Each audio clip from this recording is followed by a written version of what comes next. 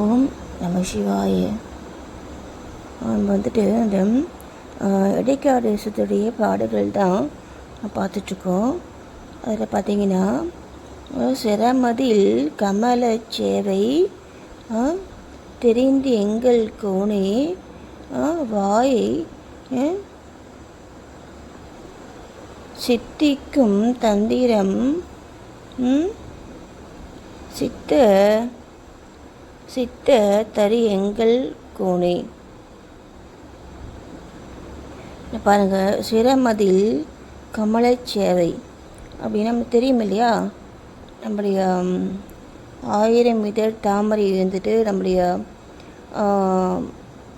உச்சின்னு சொல்கிறாங்க இல்லையா, பிரம்மாந்திரம்னு சொல்லுவாங்க. அங்கே தான் வந்துட்டு அந்த கமலம்னா தாமரை வந்துட்டு அங்கே தான் வந்து தெரியுது. அது பாருங்கள், தெரியும் எங்கள் கோணே. அப்புறம் பார்த்தீங்கன்னா, வாய் சித்திக்கும் தந்திரம். வாய் சித்திக்கும்னு என்னன்னு தெரியுதுங்களா? நம்ம எதாவது சொல்கிறோம்னா அப்படியே பழிச்சிடும். அதான் நம்ம சொல்கிற வார்த்தைகள் பழிக்கும்.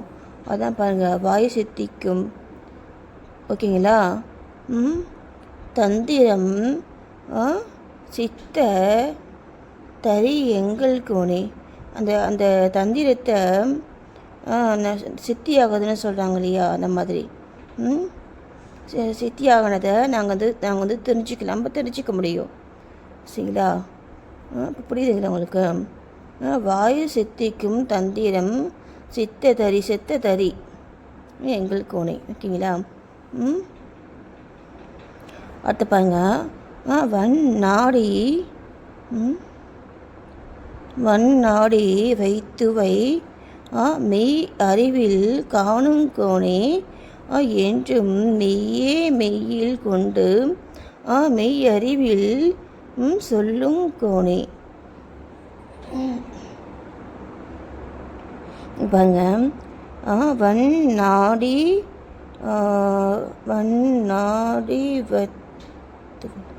வத்துவை மெய் அறிவில் காணும் கோணே. வண்ணாடி நம்ம நாடி வந்து எங்கள் புக்கில் வந்துட்டு 10 நாடியை சொல்லுவாங்க. சரிங்களா? இது வந்து பார்த்திங்கன்னா அந்த தியானம் பண்ணுறவங்களுக்கு சொல்கிறாங்க. சரிங்களா? அவங்களுக்கு வந்துட்டு ஒரு இந்த நாடியில் வந்துட்டு சில மாற்றங்கள் வந்துட்டு அவங்களுக்கு தெரியும்னு சொல்கிறாங்க. வண்ணாடி வத்துவை மெய் அறிவில் காணும் கோணே.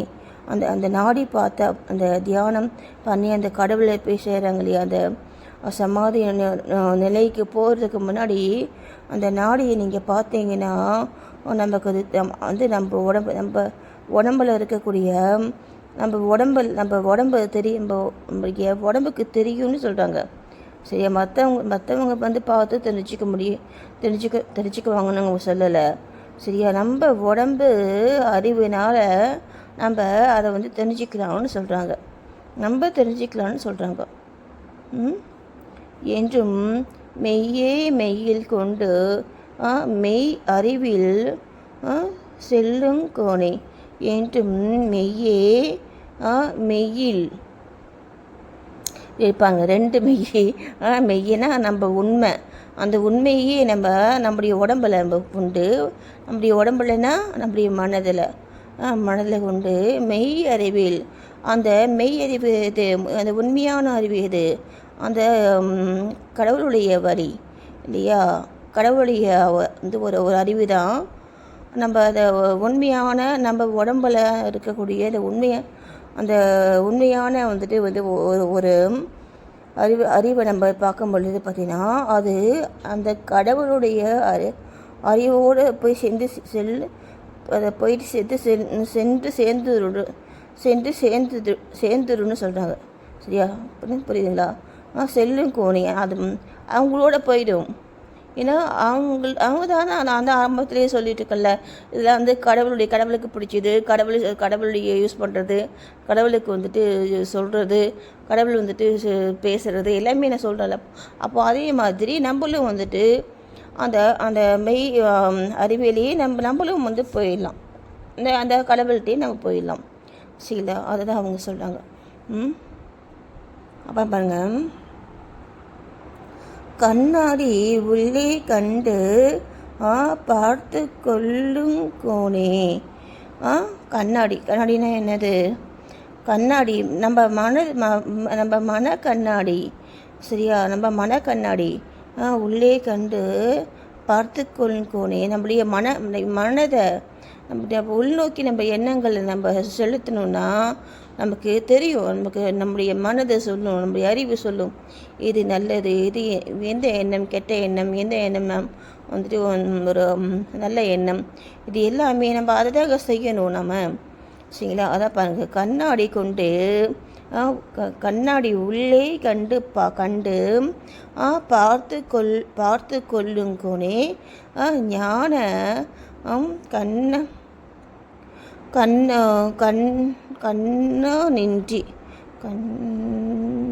கண்ணன்றி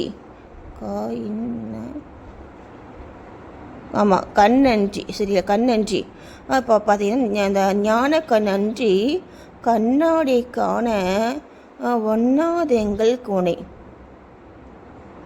ஓகேங்களா? அதுக்கு நம்மளுடைய மனக்கண்ணு கொண்டு நம்முடைய மனதை உள்ளுக்கு நம்ம பார்க்கணும். பார்க்கும் பொழுது பார்த்தீங்கன்னா அந்த ஞான கண் அன்றி கண்ணாடி காண ஒண்ணாதெங்கள் கோணை. நம்முடைய ஞான கண்ணுக்கு இல்லையா, அதை கொண்டு நம்ம பார்க்குற மாதிரி நம்ம வந்து இந்த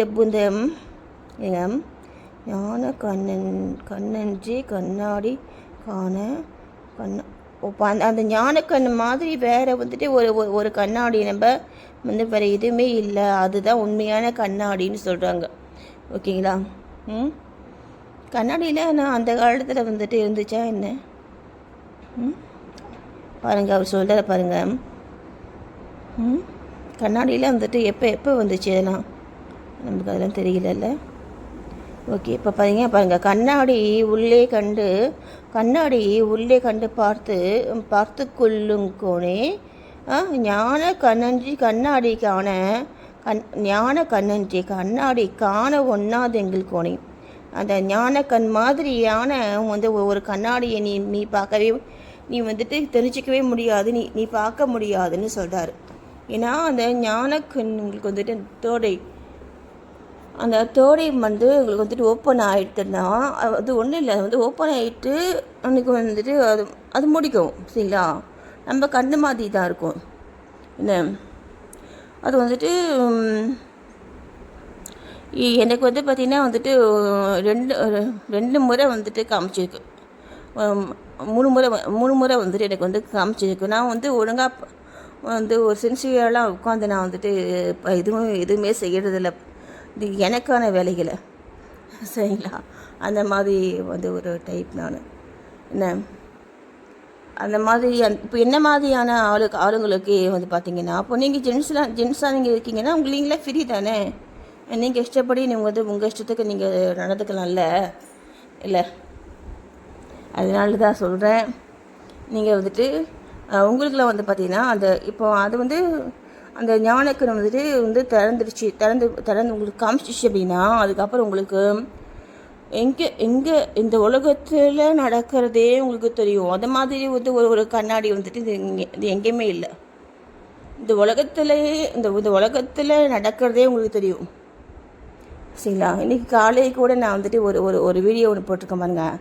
அதில் வானம் வந்து பார்த்திங்கன்னா அந்த வானம் வந்துட்டு அசைகிறது, இந்த ஒரு மூமெண்ட்ஸ் நமக்கு தெரியுது, சரிங்களா?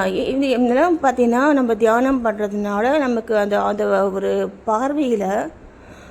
பார்வையை வந்து பார்த்திங்கன்னா நமக்கு நம்ம வணங்குற கடவுள் நமக்கு தோதை வந்து மாற்றி தருவார். நீங்கள் பாபாவுக்கு கூட நீங்கள் பார்த்தீங்கன்னா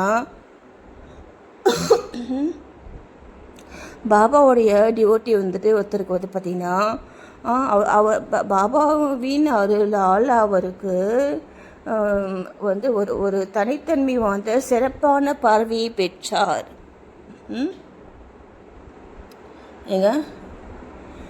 தனித்தன்மை வாய்ந்த சிறப்பான பார்வையை பெற்றார் அப்படின்ட்டு வந்து ஒரு லைன் வரும். நான் அதை வந்து பார்த்தேன்னா வந்து சொல்கிறேன். புரியுதுங்களா? அப்போ நீங்கள் பாபா நீங்கள் எனக்கு வந்து எல்லாமே எனக்கு பாபா தான் வந்து கொடுத்தாரு. எனக்கு எல்லாமே பாபா தான் கொடுத்தாரு.